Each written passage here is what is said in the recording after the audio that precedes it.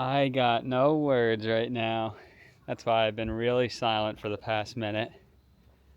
I just picked up this truck last night. Late last night, I was on the road for about 6 hours, and I brought this beauty home. Let's take one more good look at it. The beautiful part about the truck is not even it itself, it's the price I paid for it.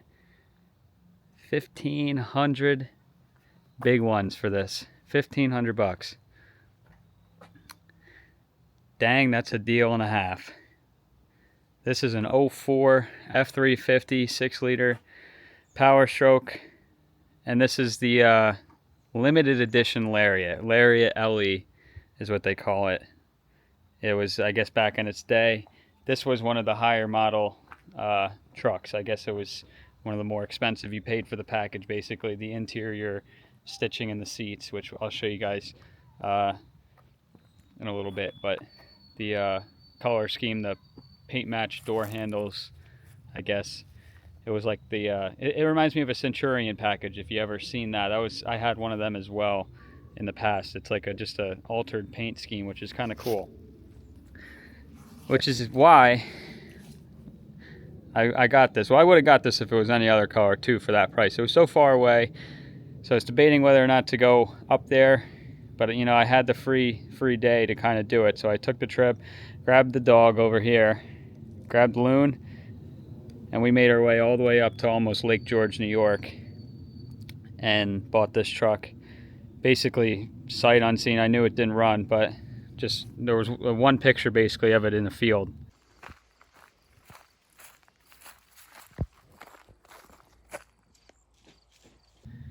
And here it is sitting on our tow truck, which is pretty amazing. I've been looking for a crew cab. Steve's been looking for a crew cab also. I've been looking for one, particularly a 6-liter if possible, and a crew cab dually long bed. And here it is. It's sitting right here. Now the big question is this the one? Is this the one I've been looking for? I don't know. I don't know yet. I don't know enough about it, the condition of it. All I know is I got it cheap, so one way or another, if I resell it, I'm definitely making good money on this truck. Even if I go out the part out route, could do that as well, because the interior, I know that the seats are worth something, so that's always good. That's kind of how I look at a purchase like this.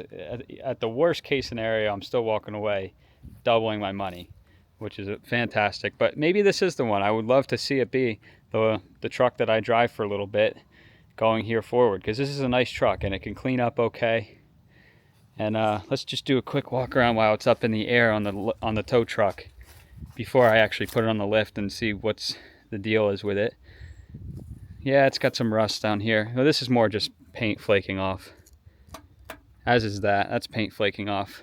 There's a little bit of rust in the corner, nothing bad. This side's actually pretty good. Cab corner's intact. Underneath is okay. Frame is just surface rust. Bed sagging, so the bed rails definitely need to be replaced for sure. Got a little bit of rust. I love these dually fenders because on a single wheel truck, this fender would have been rotten out by now, but the fiberglass fender is actually helping it not do that, because there's nothing to rot on the fiberglass part, which is amazing. So you can get away with putting new rails on the bed, and you can have a decent pickup bed on this truck without having to go through the patchwork of all the fenders. Tailgate is definitely shot. It's got rot on the bottom here. It looks good, but it's definitely got rot. You know, the back of the bed is okay. This side of the bed's okay. The fenders are intact, which is also great, because these fiberglass fenders, you blow a tire out or something like that, it'll take the whole fender with it, or crack it, or back into something. They crack very easily. Ooh, there's the ugly part. Look at that cab corner. Uh-oh. Not good. That's the worst part kind of on this whole truck. You know, some more flaking paint. The metal's there. The paint's flaking. I'm sure there's a little bit of rust on the inside underneath, but it's there with the sheet metal, at least on the outside. A little bit more flaking paint, but solid. Frame up here is okay too. It's just surface rust, like I said. Oh, there goes a piece of the cab corner. just falling off. Anyways, that's a quick just visual walk around. I get to the interior when we get it unloaded. I don't want to climb up this 16-foot lift to get into my driver door here. Oh, I can barely reach. It's got a keypad on there, which is like an aftermarket. Basically, you type in the numbers and it's like you're hitting the unlock button on your key fob. It opens the door, locks up. I don't know the code on that, but we can figure that out. And tow truck did great on this long haul. 7.3 tow truck did amazing. Barely could feel this truck in the back. It drives the same way loaded or unloaded, I think. It handles really well. So, nice, easy trip. I was thinking about bringing the 25-foot trailer with the gold pickup truck to tow this thing home, but tow truck is just a much easier way. Got it home in one piece, and we can go take a look at this a little bit more. Right, Loon? Let's go take it up to the shop.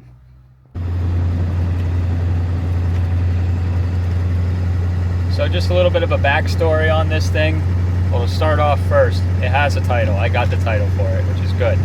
You know how that worked out last week, pain in the butt with the other trucks we were trying to pursue, and no title, didn't work out.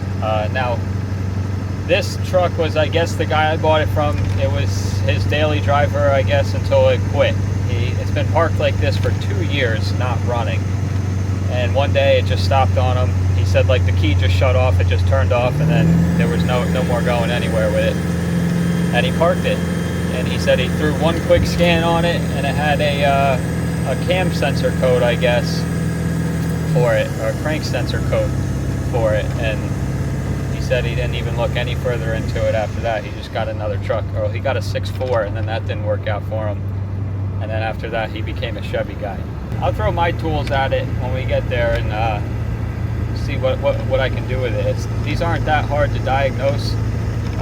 It's more so procedural than anything. Just like most mechanics, it's just one step before the other, and kind of figuring out what the deal is with it before you go chucking a million parts at it blindly without knowing what the problem is. And we got to see, is his story even true? I mean, sometimes you get these trucks and the story that they tell you is not even close to what happened. So the guy seemed like a pretty straight up guy though, so I'm hoping his story is accurate, and then we can go from there.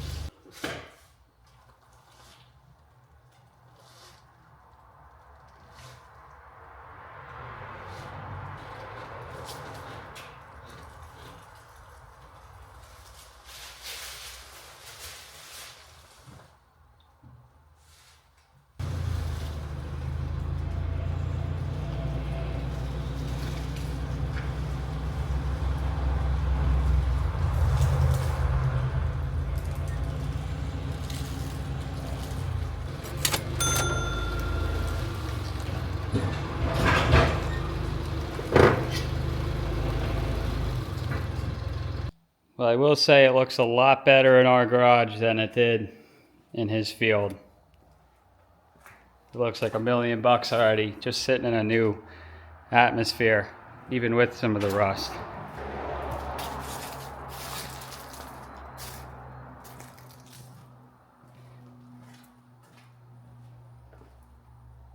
$1,500? Are you kidding? Oh my God, that's so cheap.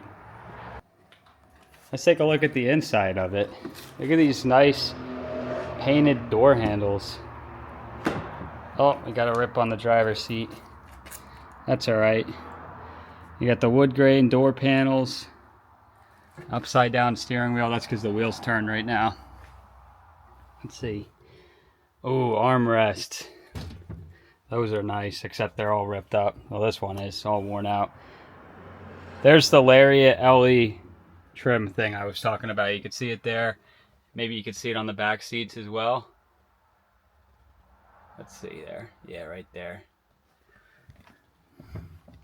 Doesn't have a sunroof. Some of these actually had a sunroof, and this one did not, unfortunately. Big drawback. He's got his 5 guys in the cup holder. So that's just the inside. It's nothing really that special. I don't consider anything on these older trucks. I would have not spent the extra money on the truck for the options that it has, because it has no options. This door's locked. Other than maybe the heated seat, the Lariat in these older trucks is a joke. It means nothing comparatively to, like, fast forward from this to 2004, fast forward to 2008. That's a Lariat truck. That looks nice. You're getting what you're paying for, and the higher value, in my opinion, back then, in at least the trim. See, this one's got a dual passenger heated seat, which is cool. But other than that, I mean, Lariat, what else does it offer? It doesn't do anything else.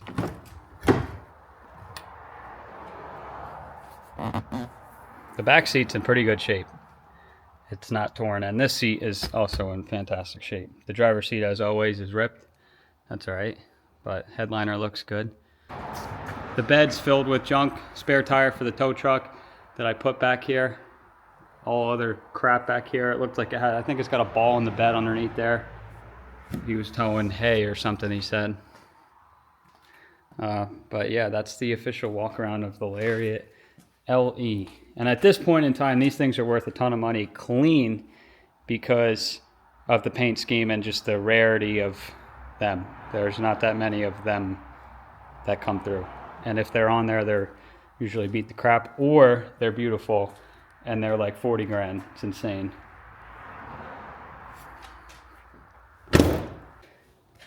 We got some nice faded paint on the hood here from the sun. Let's pop this hood. Oh, there's a motor. There's the motor. 6.0 diesel. Power stroke turbo diesel. Oh, we had Napa Legends in there. If I can zoom in down there. Right to the left, right there. Head bolt. Not studded. It looks fairly complete. So far, it's checking out. Like, he literally just drove it, parked it one day, and it sat in a field when it stopped running. You got juice to it. Oh, look at those floorboards down there. That's the Lariat. We also got some lights on this side. Floorboards are nice. I mean, 216,000, so it's 4,000 shy of what he actually said. Wouldn't this be funny if it just started? Got a full tank of fuel.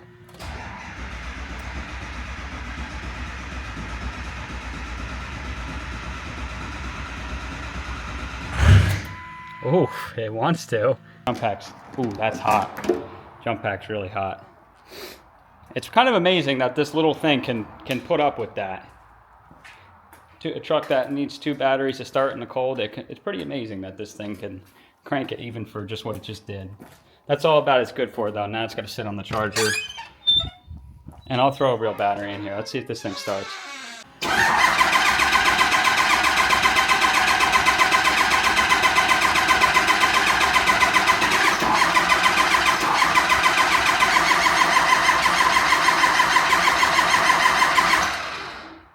There's one battery. Here's a good Napa Legend. I pulled that out of another truck. Jump pack to another Napa Legend. I think it just needs juice. I just in the interest of saving some time, I scanned it, and it does not have a code for what he said it did. It has a glow plug code, and that's it. There are no other codes currently. I feel like it should start. It wanted to, it just doesn't have enough juice. It's also been sitting, so this is an old start.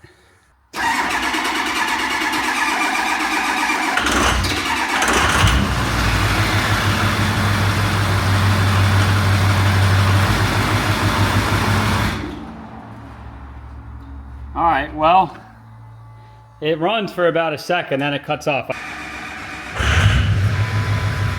See, yeah, just shutting right off.